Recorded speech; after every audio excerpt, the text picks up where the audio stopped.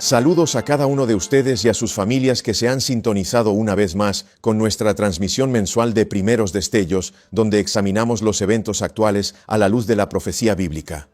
Ocurren tantas cosas ahora, amigos. No tenemos mucho tiempo. Estamos en los últimos momentos de la historia de la Tierra. Y creo que nuestros ojos se han abierto lo suficiente como para que podamos ver por nosotros mismos que 2025 no es un año ordinario. Y las cosas están sucediendo tan rápidamente, tan rápido, profecías por todo el mundo que es casi difícil incluso seguir el ritmo haciendo esto solo una vez al mes.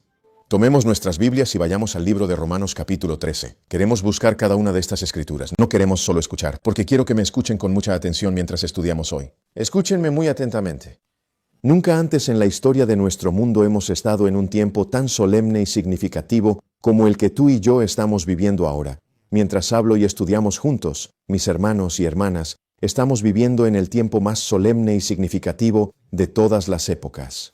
Y absolutamente todo lo que estamos observando forma parte de una secuencia profética de eventos que Dios mencionó que sucederían en los últimos días de la historia de este planeta. Y no importa hacia dónde nos encaminemos en la sociedad, podemos percibir que el mensaje es bastante claro. Podemos verlo políticamente, podemos verlo económicamente, podemos verlo socialmente, podemos verlo religiosamente, podemos verlo ambientalmente. Cada día que pasa nos proporciona más pruebas inconfundibles, pruebas indudables de que el tiempo no puede continuar mucho más.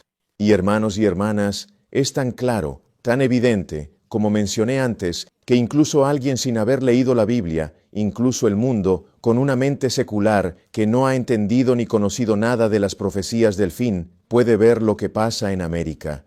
Puedes observar los acontecimientos en todo el mundo, y puedes ver por ti mismo, si posees algo de inteligencia, que el tiempo avanza hacia una crisis significativa. Jesús se prepara para venir. El mundo está por terminar. Dios nos dice que entendamos el tiempo para despertar antes de que sea tarde. De hecho, fíjese en lo que dice la Biblia en Romanos capítulo 13, comenzando en el versículo 11. Leamos eso juntos. Romanos 13:11. La Biblia dice: Y ahora, preste mucha atención porque no menciona adivinar el tiempo. La Biblia lo afirma claramente, y que al conocer el tiempo, ya es el momento de no permanecer dormidos, sino que ya es el momento de despertar del sueño. ¿Por qué razón? Porque nuestra salvación está más próxima que cuando inicialmente creímos. La Biblia nos indica que poseemos la capacidad de comprender el tiempo en el que actualmente vivimos. Y para entender este tiempo, como hemos estado diciendo, debemos ver que los eventos venideros son como un rompecabezas. Y que cuando entiendes el rompecabezas y sacas todas las piezas, debes comprender la imagen que estamos armando. Tienes que entender los bordes, los límites y las fronteras. Tienes que comprender los detalles internos. Y mis hermanos y hermanas, descubrimos que cada texto bíblico es una pieza del rompecabezas. Y tenemos que armarlo correctamente, inteligentemente. Cada evento que ocurre en la historia humana es una pieza del rompecabezas. Y otra pieza ha ocurrido en noviembre. Les digo, algo magnífico, no porque sea tan bueno, sino algo magnífico, algo grande y colosal, que es parte de la profecía, ha ocurrido este mes. Oremos para que tengamos la capacidad de hacerlo claro mientras estudiamos esto juntos, hermanos y hermanas. Casi se me eriza el cabello al entender lo que sucede ante nuestros ojos. No nos queda mucho tiempo, y no me lo estoy inventando, no porque lo diga yo. Los hechos, la evidencia, todo nos indica que el tiempo no puede continuar mucho más. Oh, mis hermanos y hermanas, que tengamos ojos ungidos por su Espíritu para entender hoy. De hecho, tomen sus Biblias, vayan al libro de Eclesiastés. Estamos yendo al capítulo 1 de Eclesiastés. Queremos ver lo que dice la Biblia en Eclesiastés capítulo 1. Ahora estamos estableciendo una base mientras nos preparamos para profundizar en nuestro estudio este mes. Ahora, hermanos y hermanas, la última vez que estudiamos encontramos dos grandes líneas de evidencia. ¿Recuerdan cuáles eran? Rezo para que estén revisando estos primeros destellos y estudiándolos. Porque en un rompecabezas no se puede simplemente tomar una pieza aislada y colocarla allí. Una razón por la que muchos no entienden los eventos actuales es porque suelen aislar un evento, una pieza del rompecabezas, y no ven el panorama completo. Y luego, cuando tomamos la pieza aislada y la dejamos, la olvidamos. Pero hermanos y hermanas, cuando se forma una imagen, como en un rompecabezas, imaginen tener solo una pieza aquí, otra allá y otra más por allí. Nunca verían la imagen, aunque tuvieran todas las piezas. Pero al juntar esas piezas, la imagen empieza a tener sentido. Y entonces puedes comenzar a ver fácilmente, oh, esa pieza va allí. Verán, mis hermanos y hermanas, cuando comienzas a ver estas piezas como hablamos, donde el presidente en 2024 del pasado noviembre ganó la elección y tanto ha sucedido en solo un año. Oh, hermanos y hermanas, si entendiéramos, saben que Dios en su misericordia ha detenido el tiempo, podríamos haber tenido una guerra civil y una ley dominical ya. Pero, hermanos y hermanas, Dios ha detenido el tiempo. Les mostraré mientras estudiamos hoy. Todas estas son piezas. Cuando el presidente ganó, hablamos de la muerte del Papa Francisco y la elección del nuevo Papa, el Papa León. Solo una pieza, hermanos y hermanas, mencionamos al señor Kirk cuando falleció, su muerte, que eso fue una pieza. Hablamos sobre el hecho de que los aranceles y la economía son piezas. No olviden esto. Tenemos que juntar todo esto. Y otra vez, vamos a ver que se añade otra pieza al rompecabezas en noviembre. Y está sucediendo rápidamente. Y tal como dijo el profeta, los movimientos finales, dijo el profeta, serán rápidos. Y si la profetisa estuviera viva, no diría que serán movimientos rápidos. La profetisa diría que los movimientos finales son rápidos. Eso está en el volumen 9, página 11. Ahora, mis hermanos y hermanas, en el libro de Eclesiastés capítulo 1, vemos algo muy interesante. Y recuerdas, lo introdujimos en nuestro último estudio en la introducción. Ahora debemos profundizar más en ello. Descubrimos que si la segunda venida de Cristo está a punto de ocurrir, existen dos importantes y grandes líneas de evidencia. ¿Cuántas líneas de evidencia hay? 2. ¿Recuerdas cuáles eran? Te doy un momento para intentar recordarlo. Deberías haber podido responder, y creo que algunos de ustedes lo hicieron. La primera línea de evidencia consiste en las palabras de los hombres sabios. Palabras de sabios. La segunda línea de evidencia se compone de los escritos de los profetas. Estas dos líneas de evidencia resultan ser verdaderamente significativas. Y vamos a ver nuevamente por qué son tan importantes. Porque recuerden, hermanos y hermanas, descubrimos que para entender el futuro tenemos que estudiar el pasado. Para entender completamente la profecía es necesario mirar atrás y comprender bien la historia. ¿Por qué hemos descubierto una verdad sumamente importante en el libro de Eclesiastés capítulo 1? Y volveremos a repasarlo repetidamente porque este es un versículo fundamental y es un versículo de gran significado para comprender en el libro de Eclesiastés capítulo 1. Y en el versículo 9, avancemos a leer eso juntos. La Biblia proclama lo que ha sido. ¿Qué es eso? Esa es la historia, es lo que llegará a ser. ¿Qué representa eso? Eso es el futuro. Y lo que se está haciendo, que representa el presente, es lo que se hará en el futuro. Y no hay absolutamente nada nuevo bajo el sol. Ahora bien, si comprende eso, notará que se mencionaron tres marcos temporales principales: el pasado, el presente y el futuro. Y te darás cuenta de que dos de los marcos temporales más importantes están fundamentados en uno solo. Eso significa que tanto el presente como el futuro están fundamentados en lo que ha ocurrido en el pasado, que tal como ha sido, así será nuevamente, y tal como ha sido, eso es exactamente lo que se llevará a cabo. Entonces, si quieres entender el presente y el futuro, tienes que mirar al pasado, porque el pasado se va a repetir en el presente y en el futuro. Entonces, considerando los tres marcos temporales principales, que son el pasado, el presente y el futuro, ¿cuál es el de mayor relevancia si deseamos comprenderlo? Es la historia. Y es precisamente por eso que, entre todos nuestros estudios, la historia es la que mejor califica nuestra investigación. Lo mejor, hermanos y hermanas, nos ayuda a entender. Por eso debemos entender bien la historia, porque en efecto la historia suele repetirse, y eso es justo lo que la Biblia expresa al decir que no hay nada realmente nuevo bajo el sol, ya que la historia se repite siempre. Ahora, mis hermanos y hermanas, si tomamos ese principio, podemos aplicarlo para que podamos entender la segunda venida de Jesucristo. ¿Cómo lo sé? Porque, hermanos y hermanas, la segunda venida de Jesús es algo del futuro.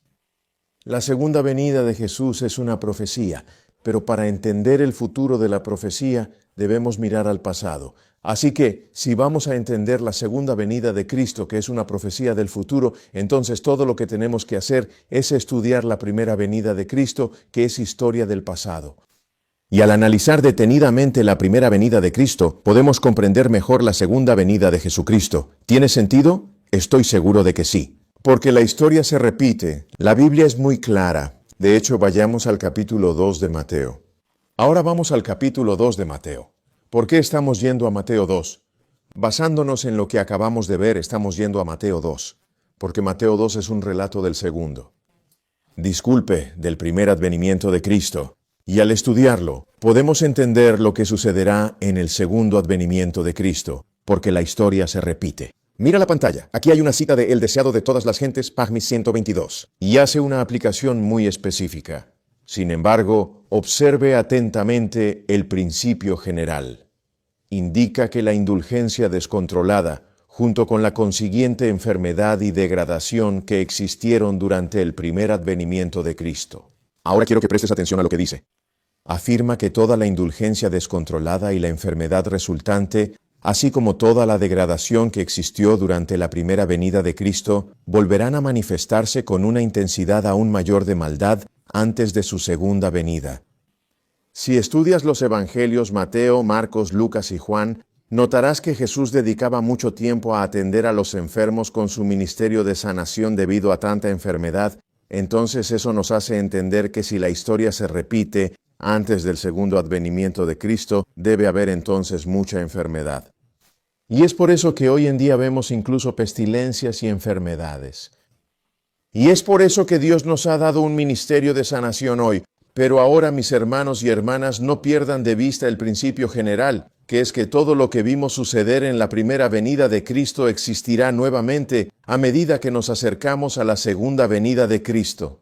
Porque la historia se repite como dice la Biblia en Eclesiastés capítulo 1, versículo 9.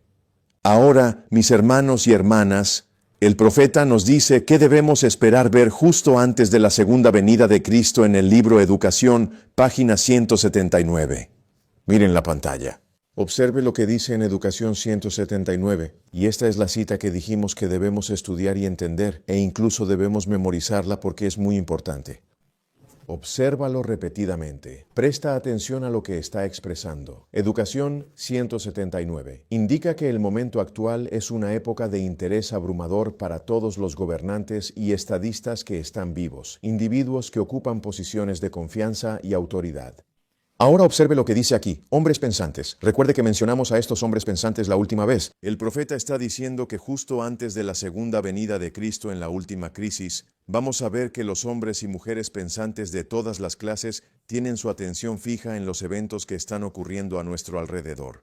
No están necesariamente mirando la Biblia ni el espíritu de profecía. Son hombres y mujeres de todas las clases que notan los eventos a nuestro alrededor. Dice que están observando. ¿Qué están observando? Las tensas e inquietas relaciones que existen entre las naciones. Así que están observando los eventos, están mirando las condiciones que existen entre las naciones. Dice que están observando la intensidad que está tomando posesión. Ahora, preste mucha atención a esta siguiente frase de cada elemento terrenal. Cada elemento terrenal. Ahora, ¿qué queremos decir con eso? Recuerde que notamos la última vez que cada elemento terrenal significa que cada cosa particular en esta tierra testificaría de lo que estamos viendo suceder ahora mismo. Testificaría que se avecina una crisis. En otras palabras, no importa lo que estudiemos en esta tierra, no importa en qué campo del conocimiento nos enfoquemos, se llegará a la misma conclusión de que estamos entrando en una crisis final. Ya sea que estudiemos agua, biología, historia, ciencia, matemáticas o economía, no importa el campo del conocimiento. Cada elemento terrenal, ahora los hombres y mujeres pensantes de todas las clases, observan estos eventos y notan lo que se dice. Indica que al examinar cada elemento terrenal ellos logran reconocer, ¿qué es lo que reconocen? Que algo significativo y decisivo está a punto de acontecer. No muy lejos. Pero pueden observar los eventos, pueden mirar cada elemento terrenal y pueden ver que nos estamos acercando a algo que está cerca, que es inminente. Dice que logran reconocer que algo significativo y decisivo está a punto de acontecer, que el mundo se encuentra al borde de una crisis verdaderamente estupenda. Así que, si estamos estudiando los escritos del espíritu de profecía en la Biblia, podemos observar que la inspiración nos está indicando que justo antes de la venida del Señor y justo antes de la crisis final, habrá hombres y mujeres pensantes de todas las clases que reconocerán que está a punto de ocurrir, no basándose en la Biblia, sino por basado en los eventos y en la comprensión del conocimiento terrenal que mis hermanos y hermanas son las palabras de los hombres sabios, estos hombres pensantes. Ahora alguien dice, bueno, eso es lo que dice el profeta. ¿Y la Biblia? Bueno, claro, la Biblia dice igual. Todo lo que dice el profeta lo dice la Biblia, y todo lo que dice la Biblia lo dice el profeta. ¿Lo cree usted? Bueno, entonces casi es un adventista del séptimo día. Ahora fíjese en lo que continúa diciendo en el libro de Mateo capítulo 2, comenzando en el versículo 3, notamos algo que nos acerca al primer advenimiento. En el versículo 3 se menciona que cuando el rey Herodes escuchó esto, se perturbó profundamente, y toda la ciudad de Jerusalén también con él. Recordarás que observamos la última vez que aquí la Biblia indica que justo antes del primer advenimiento hubo un periodo de gran angustia. Y notamos que justo antes del segundo advenimiento habrá un tiempo de problemas. Pero ahora observe lo que dice la Biblia en Mateo capítulo 2 y versículo 1, porque había quienes sabían de este gran evento climático, uno de los eventos más grandes en la historia de la humanidad que haya ocurrido. En el libro de Mateo capítulo 2 versículo 1, la Biblia menciona que cuando Jesús vino al mundo en Belén, refiriéndose al primer advenimiento de Cristo en la región de Judea durante los tiempos del rey Herodes. He aquí vinieron. Ahora, ¿qué dice la Biblia? Las siguientes dos palabras, ¿qué dicen? Dice que vinieron sabios del oriente a Jerusalén. Ellos estaban plenamente conscientes, queridos hermanos y hermanas, del gran acontecimiento de los siglos que estaba por suceder. Ahora, a estos hombres sabios, la Biblia los llama así. Ahora, ¿por qué se les llamaría hombres sabios? ¿Qué ilustraría esto? ¿Cuál sería otro nombre para estos sabios? Otro nombre sería simplemente lo que dijo el profeta, hombres pensantes. Y así ahora vemos que antes de la primera venida de Cristo, según la Biblia, tal como dijo el profeta, había hombres pensantes, sabios, que estaban al tanto de este gran acontecimiento. En este momento, mis queridos hermanos y hermanas, esto implica que si la historia se repite, antes del segundo advenimiento de Cristo, debe haber individuos sabios y reflexivos que estén plenamente conscientes. Así que mis hermanos y hermanas notarán que hay dos grandes líneas de evidencia. La primera gran línea de evidencia son las palabras de los hombres sabios. Pero hay una segunda línea de evidencia que vamos a ver que es en realidad la línea principal de evidencia, la línea de evidencia fundamental, sobre la cual incluso la evidencia de los hombres sabios debe ser colocada. Y usted menciona, ¿qué quiero expresar? Regrese a Mateo 2 una vez más y recuerde, diríjase a Mateo 2 y observe lo que se indica en el versículo 4. Mateo 2:4, la Biblia declara, y cuando reunió a todos los principales sacerdotes y escribas del pueblo, les preguntó dónde debía nacer Cristo. Ahora los líderes religiosos querían hacer como si no supieran de qué hablaba Herodes. Y debido a su indiferencia, cuando estudias lo que dice el Evangelio especialmente, y cuando ves que magnifica el deseo de los siglos, dice que él fue capaz de ver su indiferencia. Era porque no comprendían las profecías, aunque tenían los escritos. Y así, ahora él observaba, casi parecían mirar con indiferencia. Entonces Herodes pensó que ocultaban algo. Y entonces él les dijo, les exigió, díganme qué dice su profeta, qué hay en los escritos de sus profetas, y tuvieron que desempolvar los libros de sus estantes. Tuvieron que desempolvar la controversia, pero la sacaron. Recordaron que había un capítulo sobre el conflicto próximo. Y al sacar a estos profetas, los escritos de los profetas, fíjese en lo que dijeron en el versículo 5. La Biblia dice, y le dijeron, y en Belén sabían dónde y cuándo. Dice, en la ciudad de Belén de Judea, ahora preste atención a cómo lo sabían. Dice, porque de esta manera está registrado por los sabios. No, eso no es lo que afirma la Biblia. Estoy poniéndote a prueba, asegurándome de que estás revisando tu escritura. No afirma esto, ya que los sabios no declararon que fundamentaron sus conclusiones exclusivamente en las palabras de los sabios. Mis hermanos y hermanas, noten lo que dice, porque así está escrito. ¿Cómo? Por el profeta. Mis hermanos y hermanas, ahora vemos una segunda línea de evidencia en el capítulo 2 de Mateo. Primero vimos a los sabios, las palabras de los sabios. Número 2, ahora vemos los escritos de los profetas. Ahora, mis hermanos y hermanas, estas son dos grandes líneas de evidencia, y quiero que entiendan algo. Deben expresar lo mismo antes de que adquieran un significado relevante en relación con la segunda venida. Ustedes se preguntan, ¿a qué me refiero? Si los escritos de los sabios o las palabras de los sabios expresaran algo que los escritos de los profetas no mencionaran, no sería preciso, no sería verdadero, sería incorrecto. ¿Cómo lo sé? Porque la Biblia dice a la ley y al testimonio, si no hablan conforme a esta palabra es porque no hay luz en ellos. Isaías 8:20. Así que si las palabras de los sabios dicen algo que Dios no dice en los escritos de los profetas, es falso. Debemos vivir de toda palabra que sale de la boca de Dios. Pero mis hermanos y hermanas, si los escritos de los profetas dicen algo que los sabios no dicen, no es falso, es verdadero, porque la palabra de Dios siempre es verdadera. ¿Qué significa? Simplemente significa que no es el momento adecuado para su cumplimiento. Todavía es en esencia una profecía. Porque recuerden, cuando estudiamos la historia de la primera venida, cuando los escritos o las palabras de los sabios coincidían con las palabras y los escritos de los profetas, cuando decían lo mismo, Jesús vino por primera vez.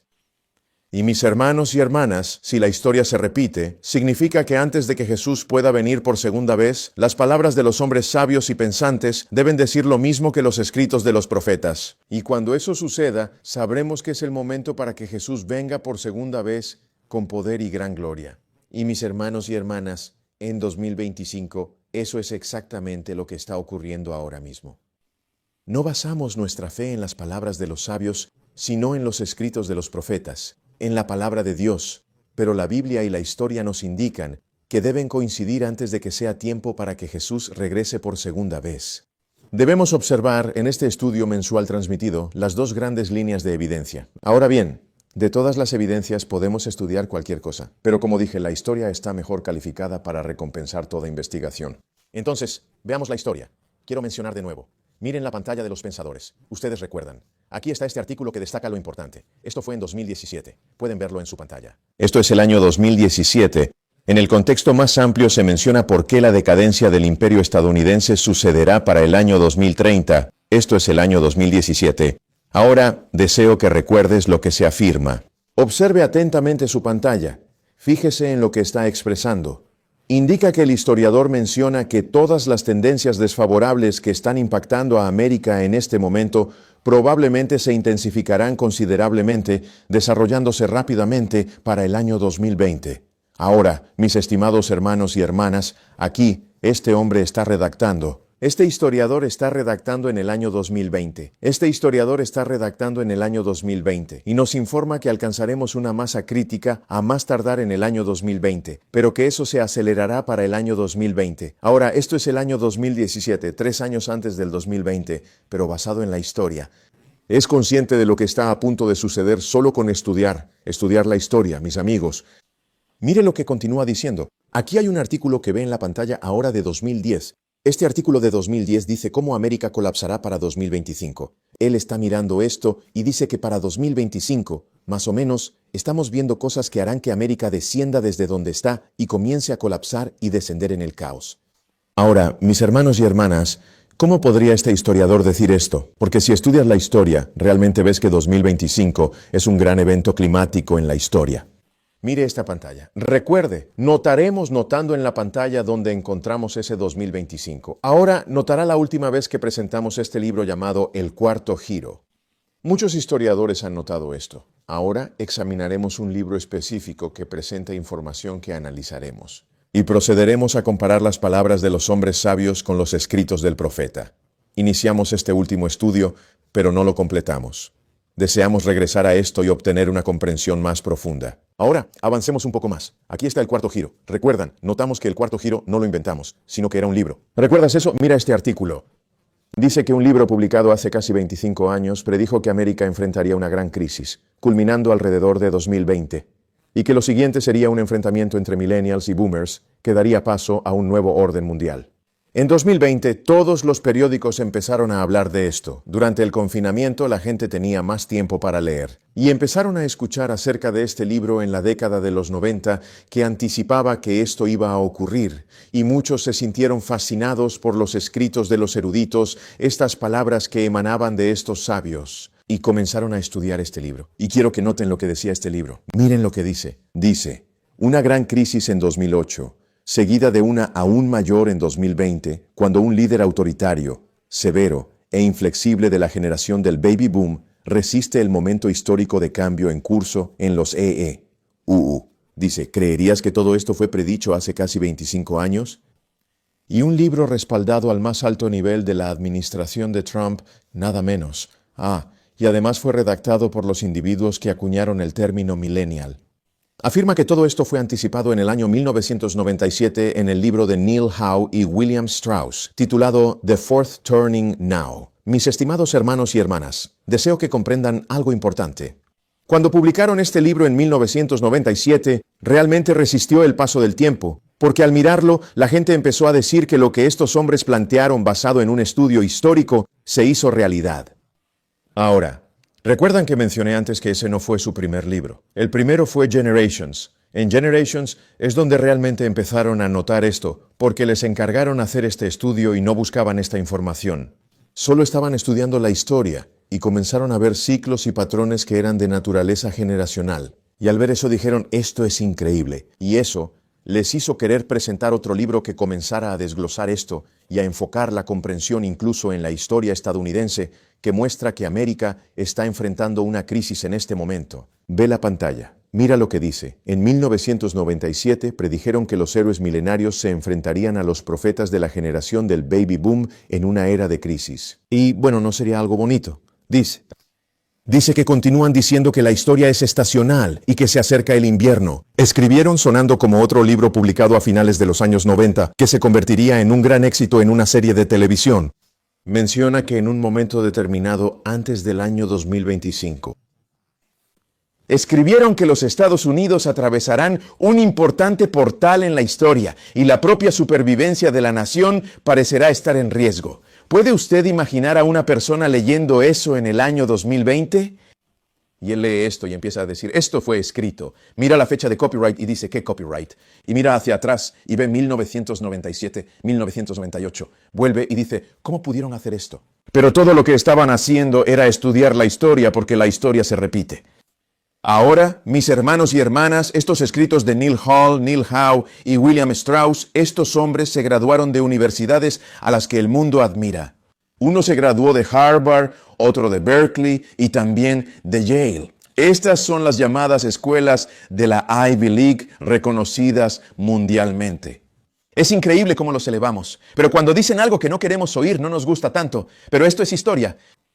Esto es historia. De hecho, recuerdo que Al Gore, quien fue uno de los vicepresidentes del Partido Demócrata, estaba leyendo un libro llamado Generations antes de The Fourth Turning. Dijo que era uno de los libros más conmovedores sobre historia que había leído.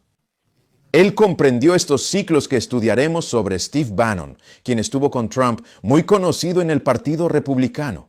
Mis hermanos, él vio el cuarto giro y dijo que todo lo que pasa ahora es solo el cumplimiento de lo escrito en 1997 en el cuarto giro. Esto ha pasado del Partido Republicano al Demócrata. Todos ven algo que cumple con la historia, que esta generación es clave, como diríamos, de la historia profética. Ahora queremos retroceder y entender mejor esto. Vamos más allá, sigamos. Mire la pantalla. Esto muestra cómo el ciclo generacional de la historia explica nuestra crisis actual. Aquí hay un artículo escrito en 2021. Notará que recordamos mencionar que este grupo aquí no es. No son teólogos. Estos son Estas son personas que están en la historia.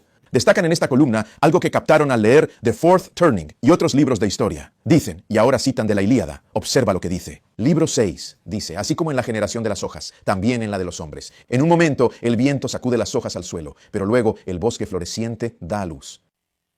La primavera se manifiesta. Igualmente, las generaciones humanas alternan entre emerger y desaparecer. Ahora, el Homero que escribió la Ilíada, como se le atribuye en la historia, se supone que debe considerarse una de las mayores obras de la antigüedad de la historia, algunas de las mayores obras filosóficas. Pero todo lo que él decía era que la historia se repite y las generaciones en la historia se repiten. Usó esta palabra, generaciones. Y él dice, al igual que las estaciones, al igual que las hojas que caen y luego vuelven al árbol, las hojas vienen, luego caen de nuevo. De modo que si una persona comienza a estudiar las estaciones, podría decir, si en el otoño del año las hojas siempre caen, entonces vuelve al siguiente otoño. Antes de que las hojas cayeran, él podía decir, sé lo que va a pasar con las hojas. Y si alguien no entendiera las estaciones, preguntaría, ¿qué pasará con las hojas? Porque parecen verdes y fuertes, él diría, en un rato van a caer. Alguien podría pensar que era un profeta, pero solo entendía las estaciones. Cada temporada se repite. Si estudiamos la historia así, como algo estacional y repetitivo, al entender una tendencia, podremos ver cuándo se repite y parecerá que somos profetas. Todo lo que hacemos es entender que no hay nada nuevo bajo el sol. La historia se repite. Pero, ¿saben, hermanos y hermanas? Se nos ha dado una palabra profética más segura y veremos cómo encaja todo esto. Ahora vamos un poco más allá. Mire la pantalla. Dice, si ha estado siguiendo esta columna, sabe que Kate y yo somos amantes de la historia. Estudiamos historia clásica en la universidad y Kate hasta enseñó historia americana en humanidades y en una universidad aquí en la ciudad. Al dirigir esta columna, continúan diciendo que hemos leído cientos de escritos antiguos mientras investigábamos materiales para nuestros artículos en nuestros 2 libros. Y así, a medida que revisaban muchos artículos tratando de explicar la historia y escribiendo la columna, comenzaron a encontrar el cuarto giro y vieron algo muy interesante. Sigamos un poco más. Dice que mientras las sociedades modernas ven la historia como un movimiento lineal, es decir, avanza, empieza, sigue, mejorando o declinando desde un punto alto pasado las culturas antiguas y tradicionales. Aquellos del este, aquellos que eran de tiempos antiguos, creían que el tiempo era cíclico. ¿O qué significa cíclico? Significa que es circular. Significa que se repite, como el crecimiento y decrecimiento de la luna.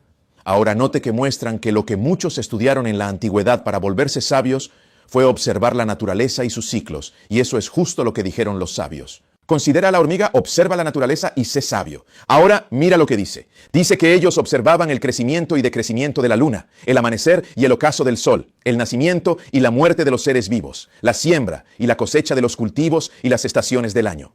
La noción del tiempo sagrado como un ciclo perpetuo y el emblema del anillo o la rueda es algo común a numerosas religiones. Así que en este momento él está demostrando que lo que se realizó en la historia secular y lo que llevaron a cabo los filósofos e historiadores e incluso las religiones han percibido algo semejante.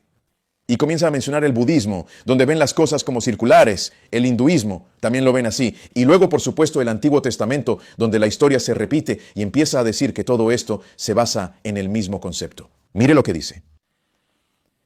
Afirma que en los años 90, William Strauss y Neil Howe lanzaron 2 libros, Generations y The Fourth Turning, que propusieron una teoría audaz y fascinante. ¿Cuál era la teoría? Que las generaciones de la historia experimentan transformaciones en un ciclo regular y de manera similar a las estaciones del año, que los antiguos estaban en lo correcto con su perspectiva cíclica del tiempo, después de todo. Ahora, mis hermanos y hermanas, quiero que lo hagamos. Cada vez que veamos lo que dicen los sabios, lo vamos a comparar con los escritos del profeta, porque tenemos que asegurarnos de que digan lo mismo antes de saber que es el momento para que Jesús venga. Ahora, mis hermanos y hermanas, William Strauss comenzó a mostrar este ciclo y vieron un límite de tiempo para cada uno de los ciclos. Observad lo que dice. Dice que Strauss y Howe argumentan que los últimos 5 siglos o los últimos 500 años de la historia angloamericana pueden explicarse por la existencia de 4 arquetipos generacionales y solo hablan de figuras generales como tipología, cualquier tipo, arquetipos, tipos generales. Aunque puede haber pequeñas cosas entre medio que son diferentes, el aspecto principal de la generación, se puede ver, dice que se repite secuencialmente, en otras palabras, en el mismo orden. Eso sucede de manera secuencial, siguiendo un patrón preestablecido, cada 80 a 100 años. Esto se refiere aproximadamente a la duración de una vida humana extendida. Así que ahora observe que están afirmando que puedes examinar la historia, y si comienzas a estudiar en swastik o en intervalos de 80 años, empezarás a identificar ciclos que se repiten en periodos de 80 años. Primero, queremos recuerda que la Biblia nos mostró que la vida dura 80 años, ¿y dónde encajaba eso en la Biblia? Vayamos al Salmo 9. Vayamos allí rápidamente, porque necesitamos esto mientras nos preparamos para avanzar hoy en nuestro estudio de este mes. Vayamos al Salmo 90. En el Salmo 90, recuerdas que en el Salmo 90, comenzando en el versículo 10, la Biblia dice que los días de nuestros años son 70. Recuerda que notamos que un score eran solo 20 años, por lo que 13 scores serían 3 veces 20, que son 60, y luego 10 años, que son 70. Y si por razón de fuerza fueran, ¿qué? 80 años. ¿Qué son 80? 20 veces 4, y eso sería 80. Dice 4 años. Sin embargo, hay fuerza, trabajo y tristeza. Porque ¿cuál sería la próxima palabra? Pronto se acaba y volamos. Ahora note que la Biblia nos ha mostrado que se puede llegar a vivir hasta 80 años. Podría ser menos, 70, eso es menos. O podría ser un poco más de 80, dice, pero luego pronto se cortará. Así que eso es 80 más o menos. Así que notamos ahora que hasta ahora tienen razón, que la Biblia está de acuerdo con estos hombres sobre la duración de la vida. Ahora se muestra que si tomas esa esperanza de vida y la aplicas a generaciones, verás algo. Hermanos y hermanas, dijeron que debes entender las estaciones para comprender esto. Ve a Mateo 24. Regresa a Mateo 24 y sigamos. Mira en tu pantalla. Quiero que notes y queremos asegurarnos de que entiendas esto porque es clave. Esto es clave. Los 80 años no son solo un bloque. Nota que la Biblia los menciona como 3 veintenas y 10 y luego 4 veintenas. Y entonces, ¿qué es exactamente una veintena? Son 20 años. Por lo tanto, puedes dividir ese extenso periodo de 80 años en 4 veintenas, o como estos hombres las denominan, 4 giros. Entonces, una veintena es equivalente a un giro, y un giro es lo mismo que una veintena. Por lo tanto, un giro abarca un periodo de 20 años. Por lo tanto, el libro que trata sobre el cuarto giro se refiere al cuarto giro o al cuarto 20º año dentro de ese extenso periodo de 80 años. Y menciona que invariablemente es una crisis. Eso es clave, eso es clave. Pero vamos a construir el caso ahora, mis hermanos y hermanas. Sin embargo, existen 4 puntuaciones o 4 giros, y es por esta razón que el libro lleva el título de El cuarto giro. Entonces, ¿cuáles son los 4 giros? Quiero que los escribas. Está el giro 1, el giro 2, el giro 3 y el giro 4. Ahora, para entender esto, dijeron que todo lo que tienes que hacer es observar las estaciones. Si entiendes las estaciones, ¿cuántas estaciones hay? Recuerdas que notamos la última vez que hay 4 estaciones. A un niño se le enseña esto. ¿Cuáles son las 4 estaciones? Primera estación, primavera.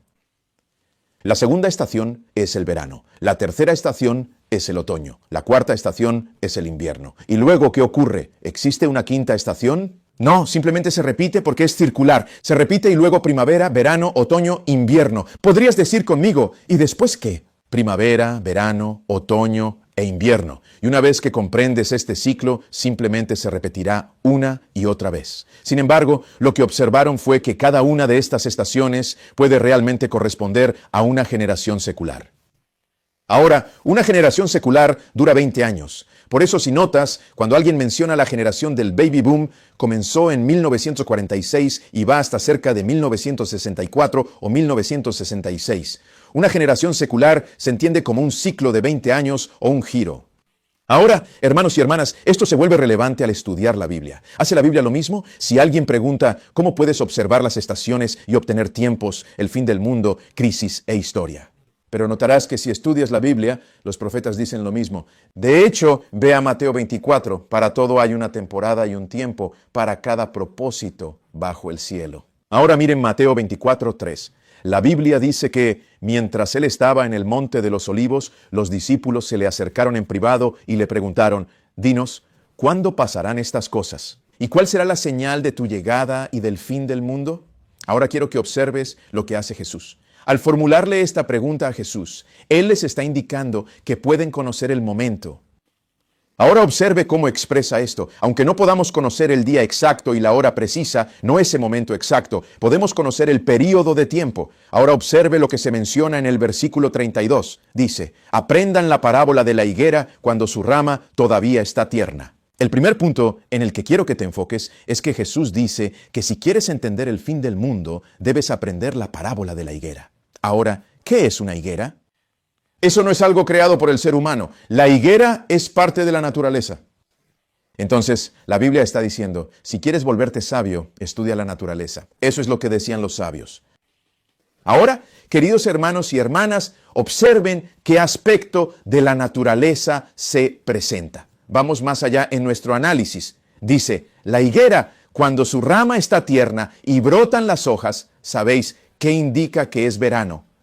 En este momento no permitas que esto pase desapercibido. Dice que qué verano. Ahora explícame algo sobre la naturaleza. ¿Qué representa el verano?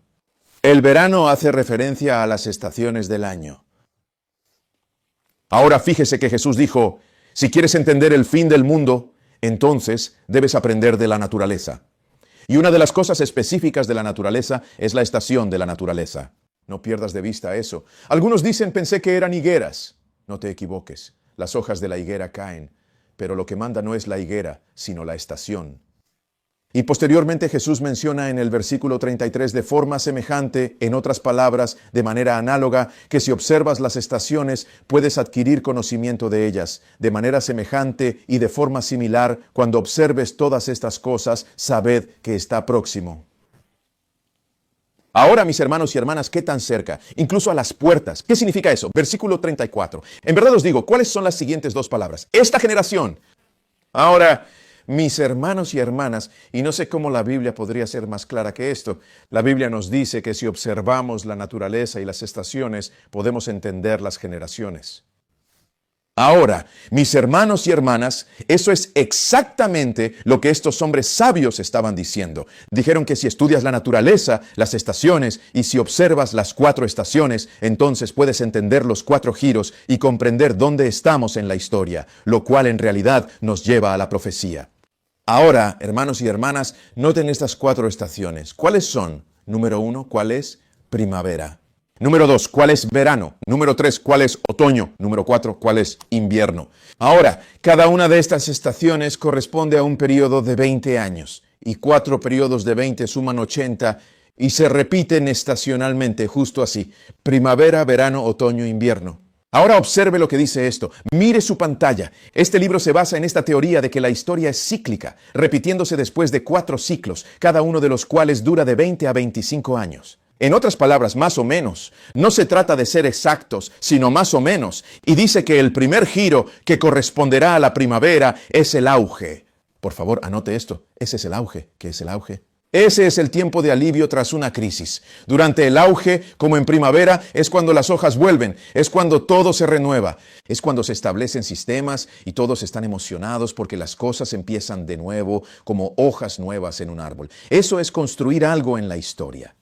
Posteriormente, menciona que el segundo giro, que sería este, correspondería al período estival.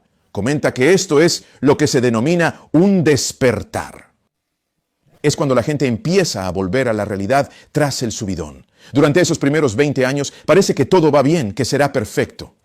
Sin embargo, en ese siguiente periodo de 20 años, en el tiempo que se denomina el verano o el despertar, las personas empiezan a decir, bueno, no estoy segura si va a ser tan perfecto como habíamos pensado. Y están empezando a despertarse un poco más. Pero luego nos lleva al tercer giro, que es la tercera estación, la cual se asemejará a nuestro otoño. Ahora observe cómo se llama esto. ¿Cómo se llama? Un desmoronamiento. Eso, digamos, se parece al otoño cuando las hojas empiezan a caer del árbol. Todo no está muerto, pero ves que caen. Ahora ves que todo se está desmoronando, en el que las personas que están descontentas con la forma en que eran las cosas en los 2 giros anteriores, ahora se están volviendo pesimistas y en el futuro, en el despertar, comenzarán a cuestionarse. Pero en el tercer giro y el desmoronamiento, la gente comienza a decir que esto parece que va mal. Luego empieza el cuarto giro.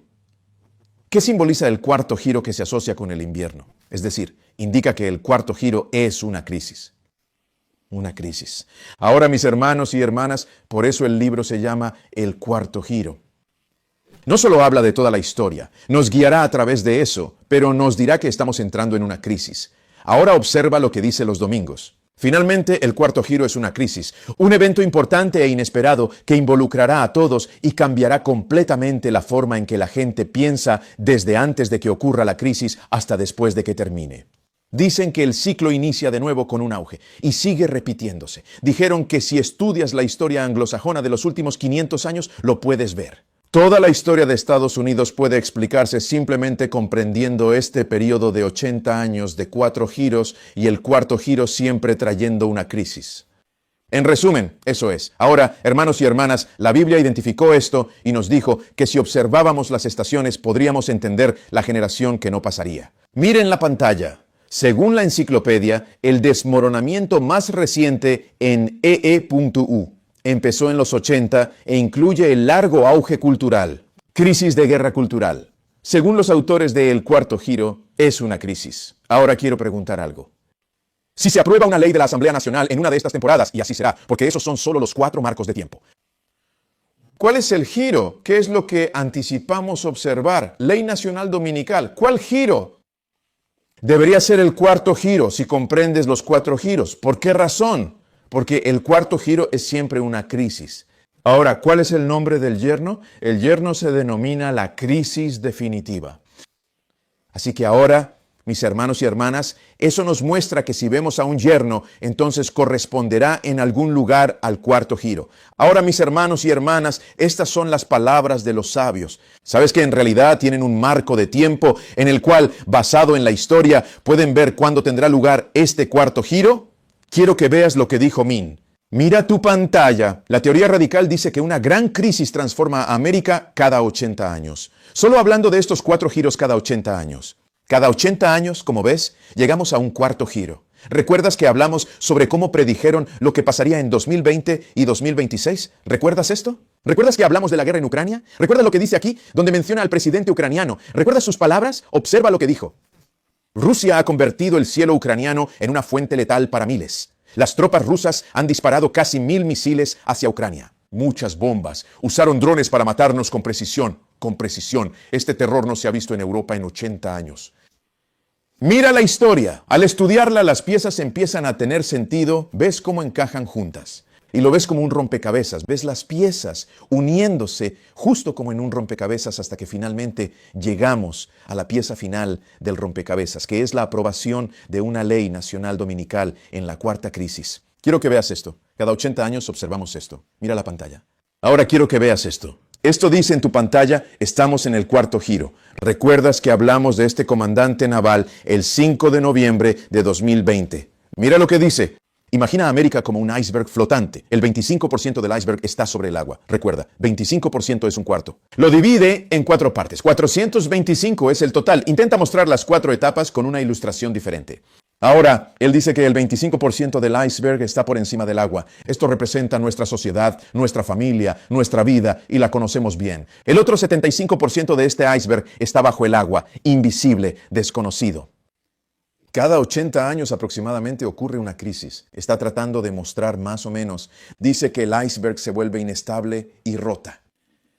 Nuestro actual 25% emergió del agua y un nuevo 25% está saliendo a la superficie. Nos estamos adaptando a una América completamente nueva. Esta crisis se denomina y estamos comenzando una en este preciso momento. Ahora quiero que entiendas esto. Observa lo que dice. A finales de los años 80, William Strauss y Neil Howe, destacados en historia, economía y derecho. Estos hombres estudiaron historia, economía y derecho. Unieron todo esto observando la historia. Comenzaron una investigación sobre generaciones. Examinaron las generaciones desde 1730, abarcando hasta 2050, y la influencia que cada una tuvo en funciones sociales, económicas y gubernamentales.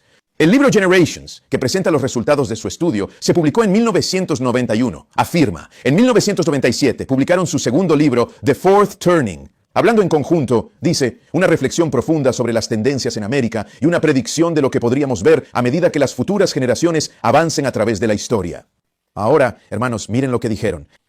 Cada 20 años, la generación más vieja muere y una nueva avanza hacia la vejez, mediana edad y juventud, y nace la más nueva. Cada uno de estos periodos de 20 años, Strauss y Howe los llaman giros. 4 giros suman 80 años. En el primero, segundo y tercer giro, las expectativas de vida cambian y los órdenes sociales se realinean. Pero observe detenidamente lo que se menciona. El cuarto giro representa una crisis significativa y tiene lugar aproximadamente cada 80 años, un lapso que es equivalente a la expectativa de vida promedio. Hablamos de un periodo de 80 años.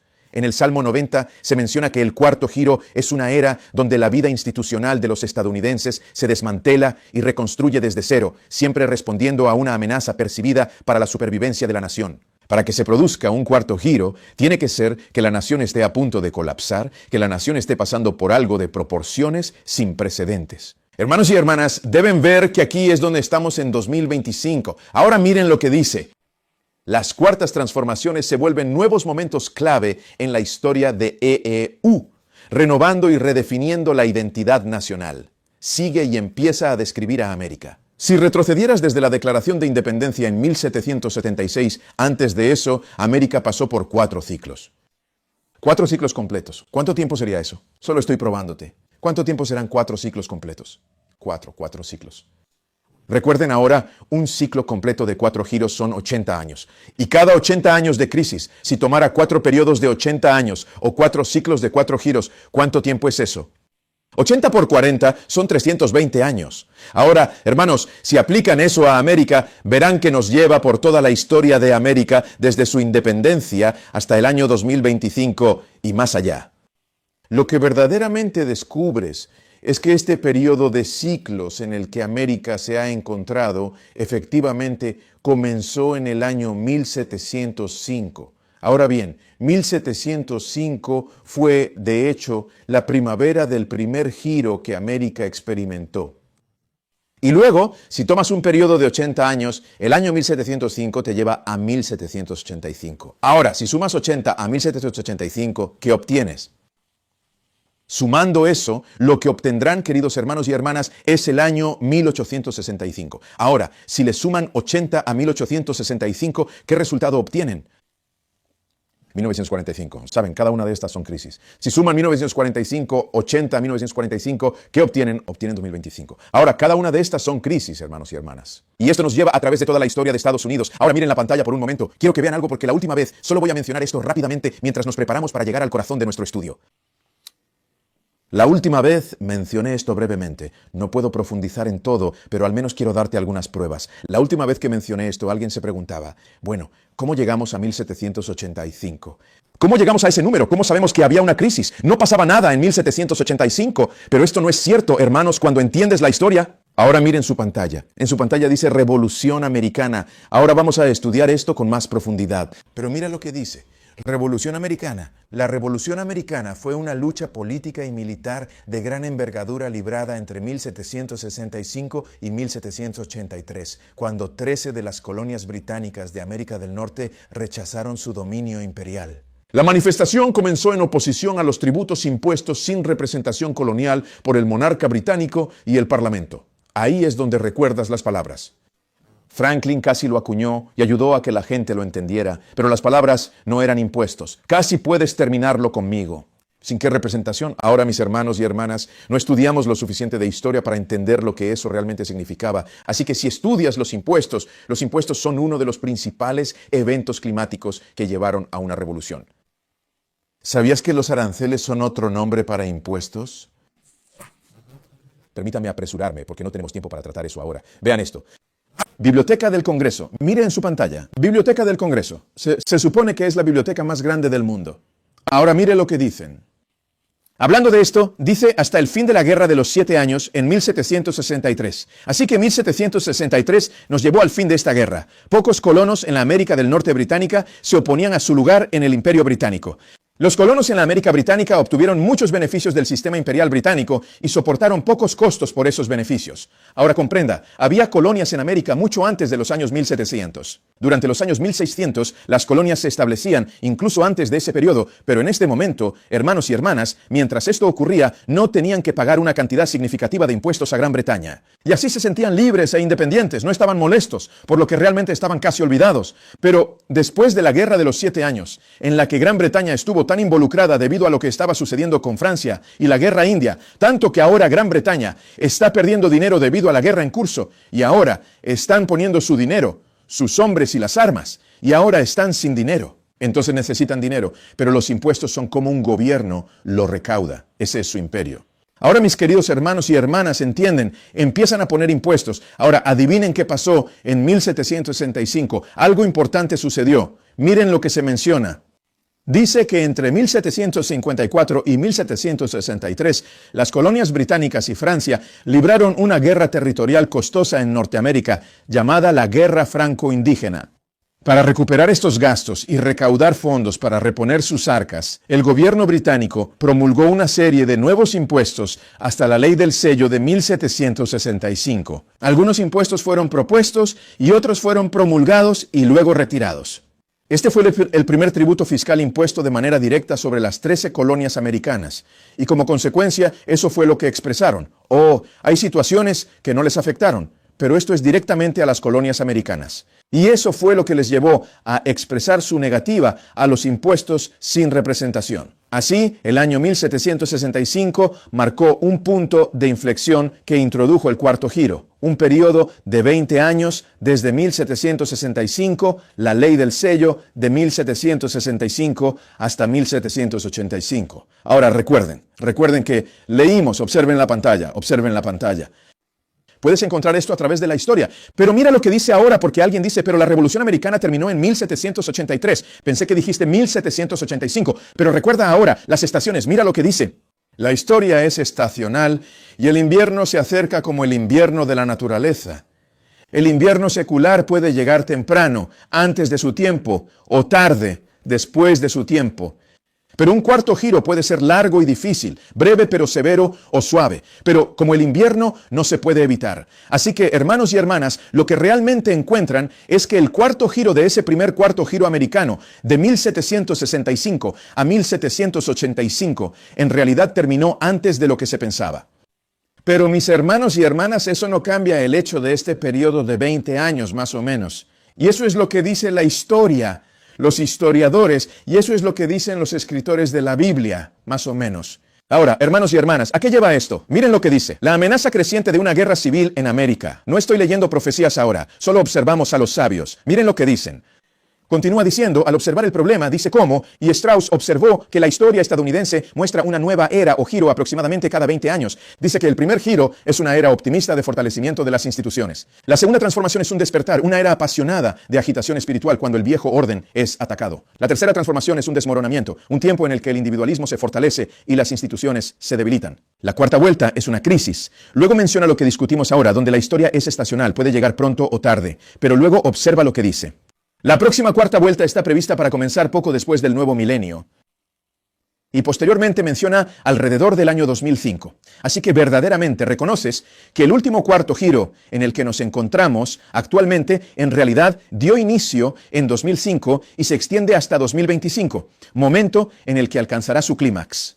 Pero en este momento, mis queridos hermanos y hermanas, recuerden, más o menos, y descubrirán que el año 2005 no nos trajo ningún evento climático significativo. El gran evento climático realmente ocurrió en 2008. Así que ese invierno en realidad llegó un poco más tarde, que fue en 2008, lo que implica que este cuarto giro puede que llegue un poco más tarde, de 2025, más o menos ahora, mis hermanos y hermanas, pero debe llegar, y debe llegar alrededor de este marco de tiempo aproximado.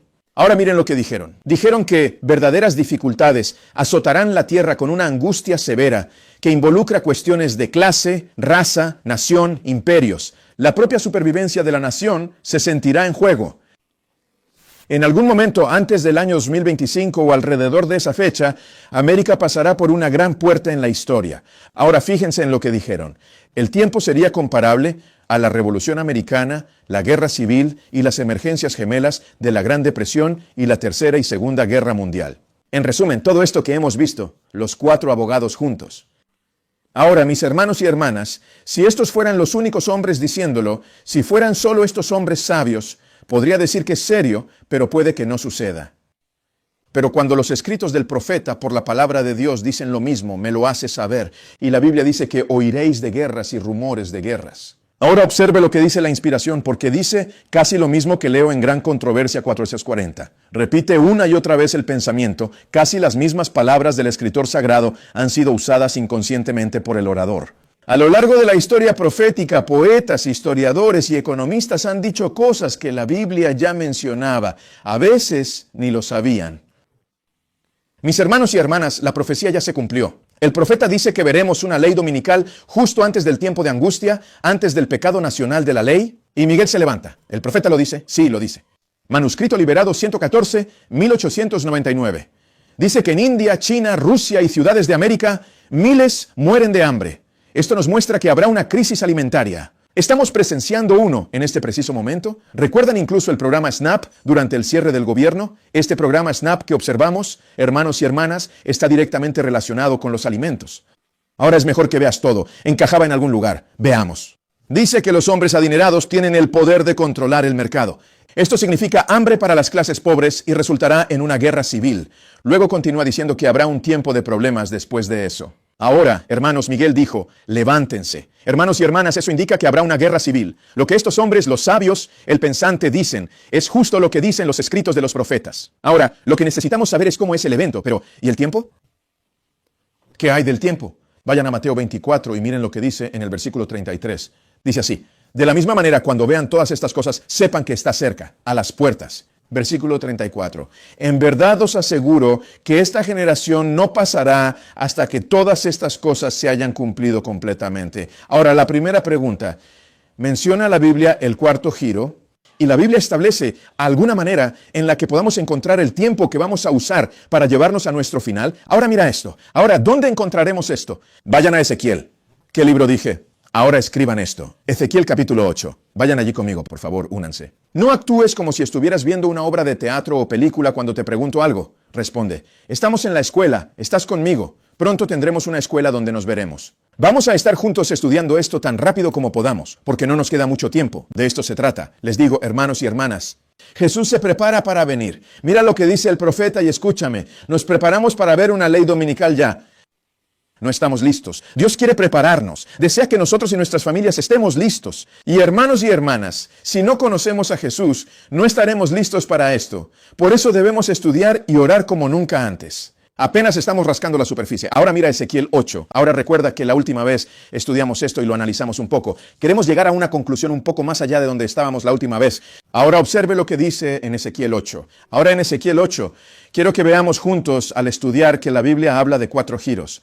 Ahora mire Ezequiel 8 porque necesitamos averiguar si este libro llamado Los 4 giros y este concepto de 4 giros, ¿identifica la Biblia algo de esta naturaleza?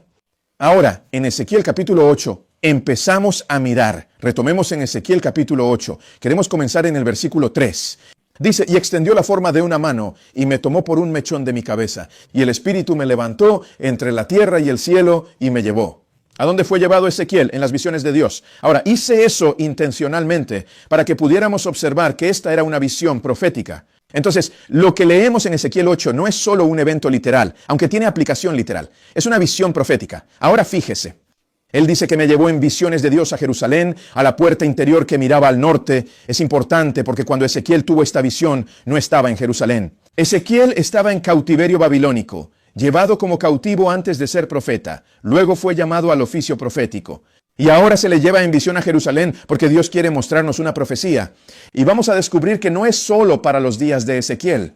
Veremos esto como una aplicación profética de los últimos tiempos porque todas estas cosas fueron escritas para nuestro ejemplo y nuestra advertencia sobre quienes han llegado los fines del mundo. 1 Corintios 10, versículo 11 nos dice eso. Así que veamos esto. Ezequiel 8. Vamos directo a la visión y veamos el versículo 6. Ezequiel 8, versículo 6. No tenemos tiempo para ver cada versículo, pero quiero que notemos el principio. Y el versículo 6 dice lo siguiente.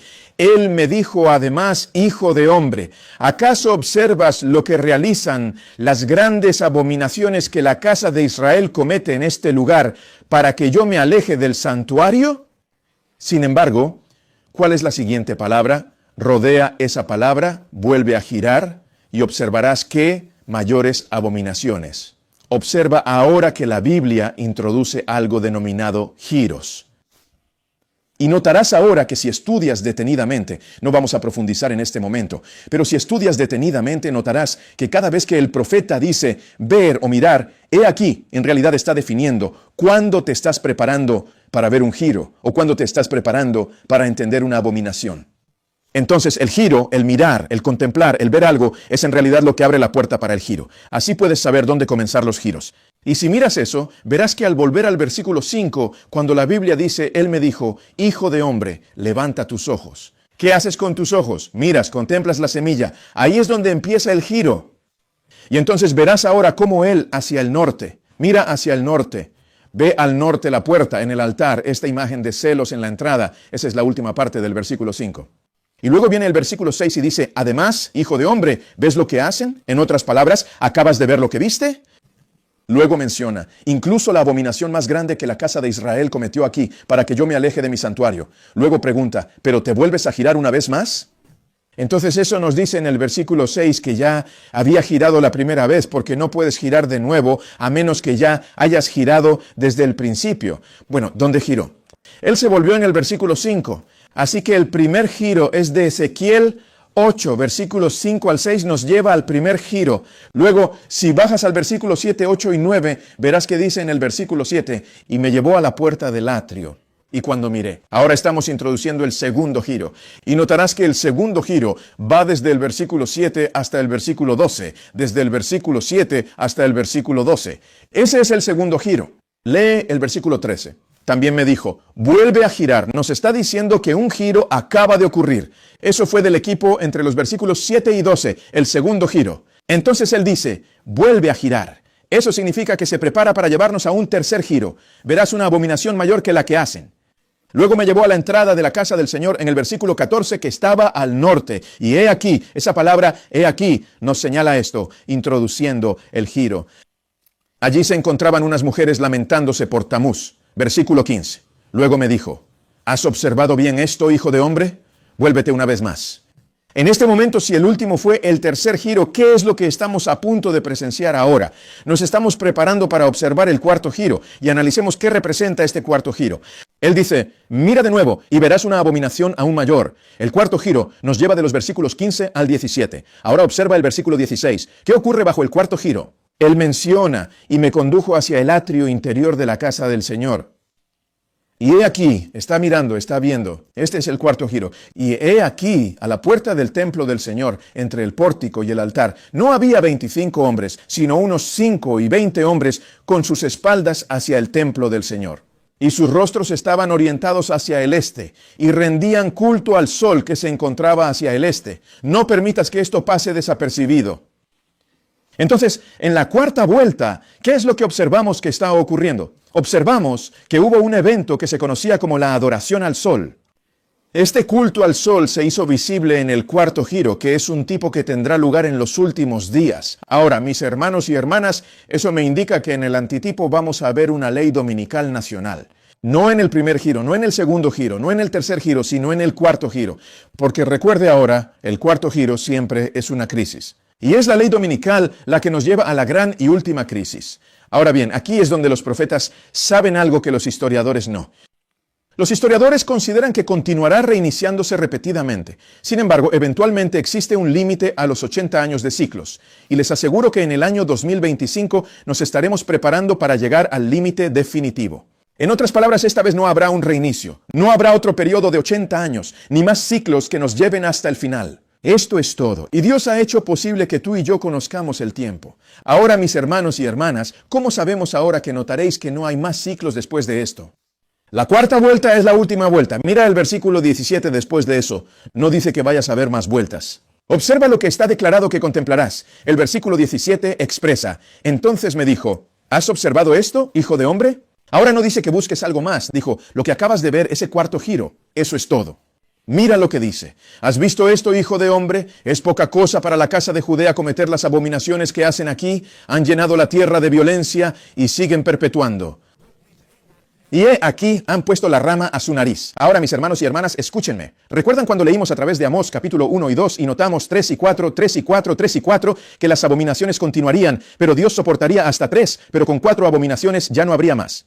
Dios no puede dejar que estas abominaciones sigan, que sigan. La cuarta abominación siempre fue el límite. Abominación, alguien dijo. ¿Estás seguro de eso? Sí, estoy seguro.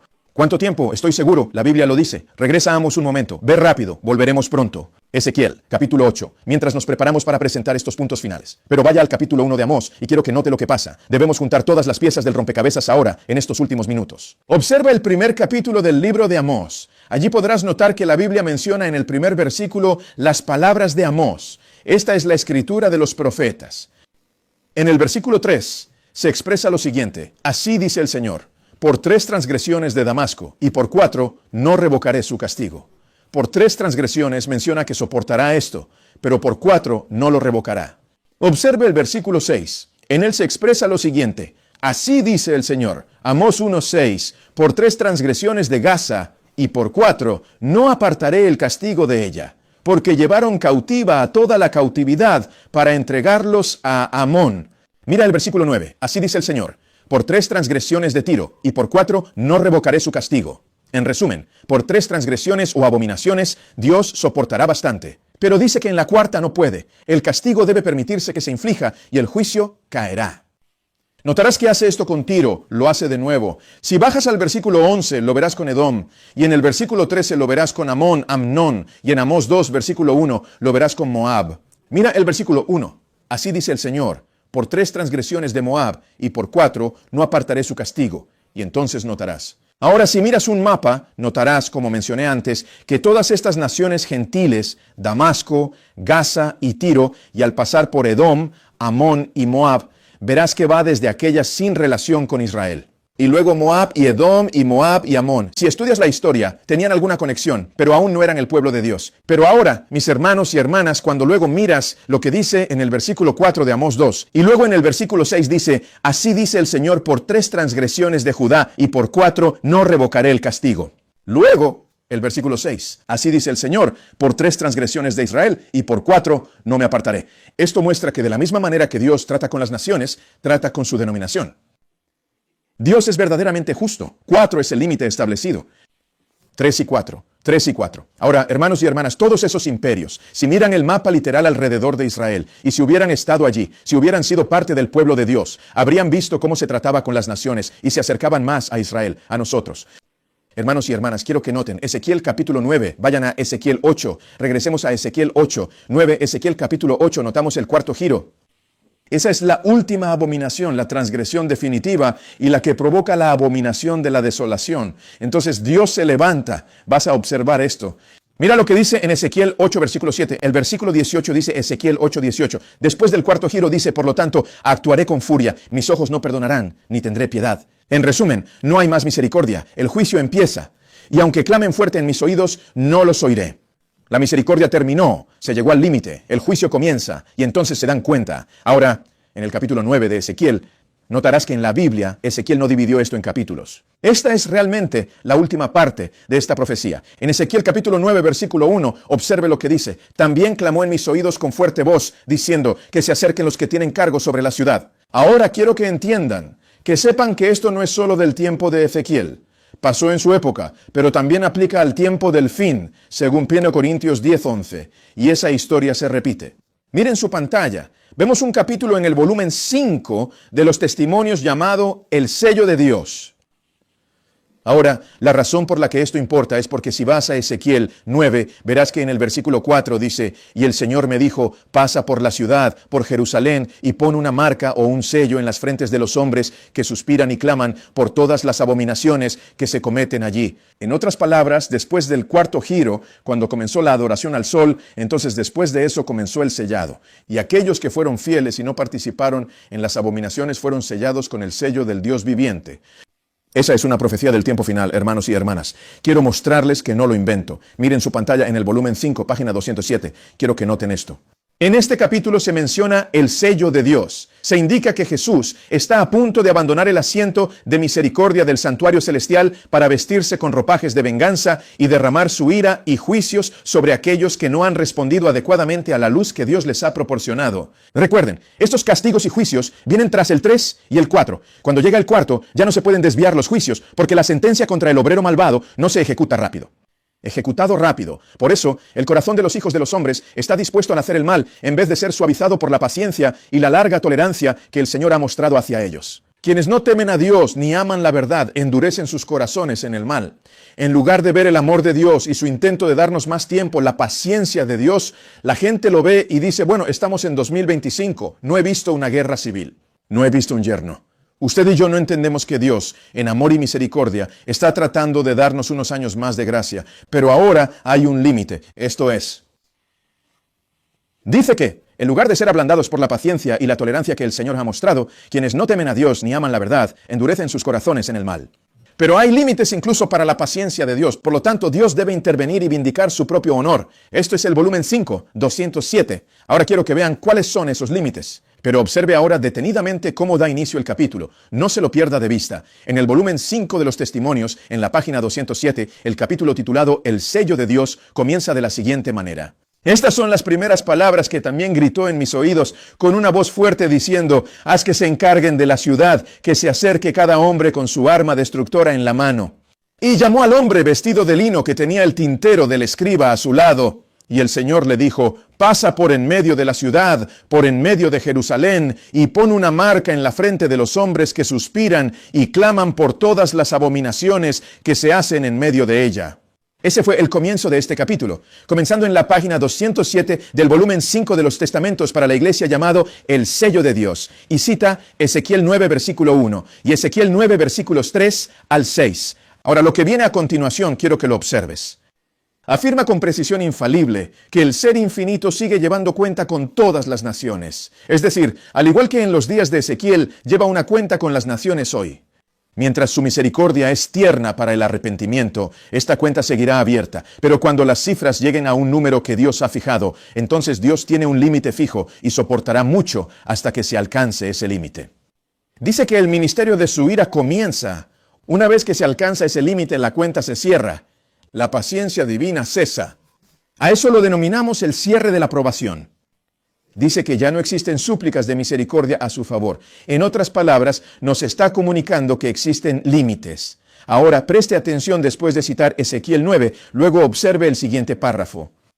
Afirma que el profeta, al contemplar a través de las épocas, tuvo en esta ocasión su visión manifestada ante él. Ahora no dejes que se te pase por alto. El profeta del que se está hablando es Ezequiel 9. Eso fue citado desde el texto de apertura que el profeta utilizó en el volumen 5, página 207. Y luego se dijo que después de citar a Ezequiel, entonces se menciona que Dios aún lleva cuenta de las naciones y que hay límites fijos para Dios. Y luego dice que el profeta tenía en ese momento ante él una visión cuando habríamos alcanzado el límite. Las naciones, continúa leyendo, compitiendo, las naciones de esta era han sido las receptoras de misericordias sin precedentes. Las grandes bendiciones del cielo les fueron dadas, pero el creciente orgullo, codicia, idolatría, desprecio hacia Dios e ingratitud están en su contra. Están cerrando rápidamente su cuenta con Dios. En otras palabras, el límite está casi alcanzado. Y luego el siguiente párrafo. Ahora continúa con la cita. Voy a leérselo en un momento, pero quiero que vean que no estoy inventando esto. Ezequiel 9 en realidad habla sobre el sellado de la ley dominical. Esa es la aplicación más directa en Apocalipsis, capítulo 7, porque todos los libros de la Biblia se encuentran y terminan en el libro de Apocalipsis. Ahora mira esto. Para que veas que estamos siendo precisos aquí, dejemos que la inspiración nos hable. Testimonios para los ministros, página 445, 444 y 445. Observa lo que dice el profeta.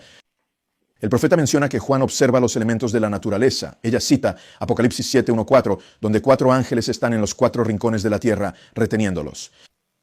De Apocalipsis 7, 1, 4. Juan observa elementos naturales, terremoto, tempestad y conflictos políticos sostenidos por 4 ángeles.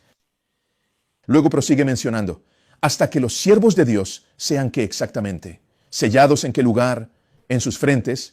¿Es eso lo que aconteció en el libro de Ezequiel? Ahora examine con atención este proceso de sellado de los siervos de Dios. Al referirse a Apocalipsis 7, es precisamente lo mismo que se presentó a Ezequiel en una visión.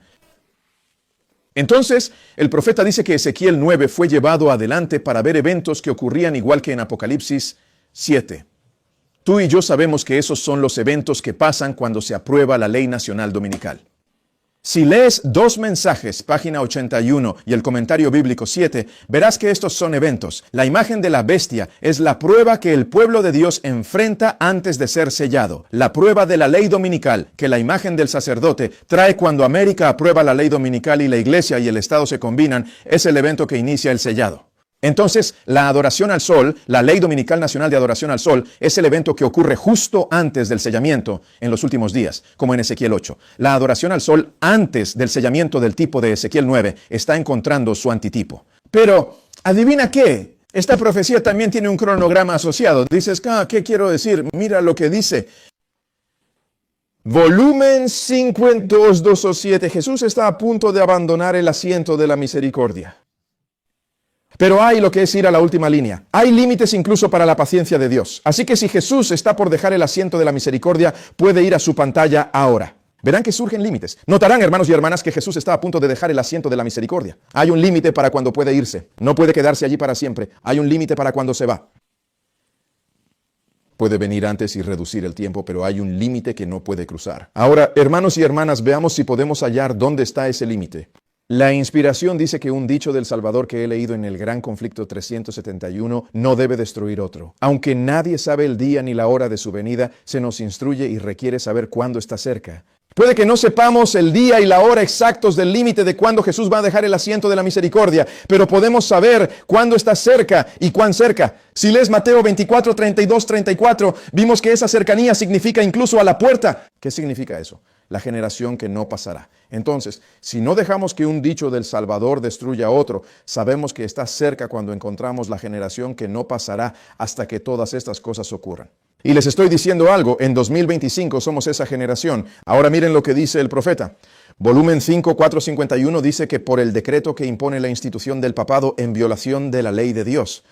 Sigue diciendo que es cuando los tres poderes del protestantismo, catolicismo romano y espiritualismo, cuando esos cuatro se unan. El profeta sigue diciendo que nuestro país rechazará cada principio de su constitución. Estamos viendo que estamos en este momento con la crisis constitucional.